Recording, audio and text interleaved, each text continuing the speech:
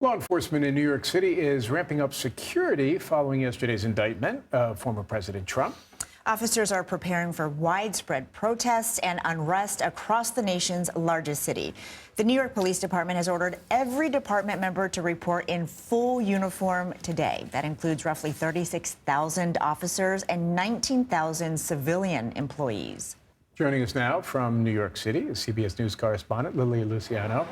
Lilia, thanks for being with us. I'm curious, there's been so much talk about sort of demonstrations and what kind of outpouring there might be.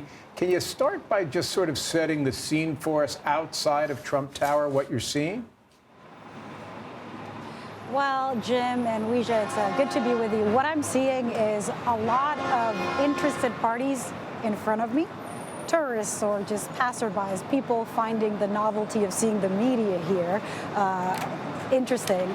Of course, a lot of media, a lot of cameras around, but back there where the actual protests are to be expected, there's a couple of counter-protesters, people with signs that say justice matter, basically people who are in favor of the indictment. Earlier, we saw a couple of protesters against the indictment, but nothing as lively as you would expect to happen on Monday once the former president makes landing, or on Tuesday when he's expected to be arraigned. We don't know that he would land on Monday.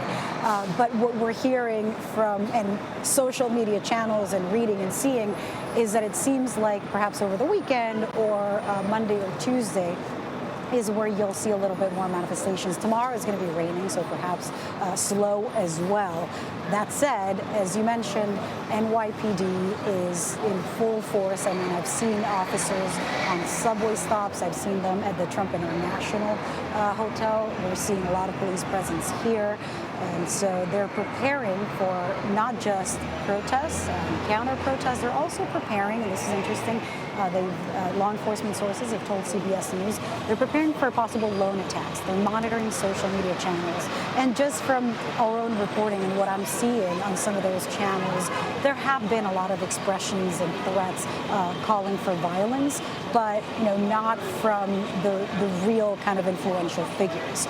That said, Representative Marjorie Taylor Greene said that she's going to show up on Tuesday. So in terms of the protests, we might see more support and more people getting to New York, or more people from New York assembling to protest, especially with those bigger GOP figures calling and saying we're going to be out there. And in terms of her, I mean, as you guys know, that was a bit of a reversal from where she stood a couple of weeks ago when she was telling people not to protest. Perhaps now that there's an indictment, that has changed. And Lilia, people have wondered for several years if the former president could ever be charged with a crime. And now that it is here, it's still a shock. It is unprecedented. It is history. And I wonder what people who you have spoken with are saying about how this is unfolding. What I've heard, especially from the right while here, and as I mentioned, it's not a whole lot of protest, is a bit of echoing of the messaging that's coming from leaders who support former President Trump.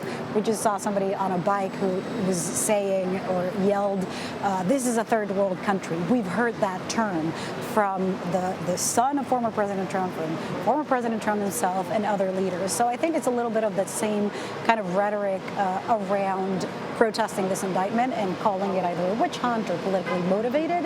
And then the protesters that I spoke with, or counter-protesters that I just spoke with, that are standing back behind me with signs are saying justice matters, nobody's above the law, that kind of thing. We're not really seeing, as of right now, a whole lot of fear from people of being out and about.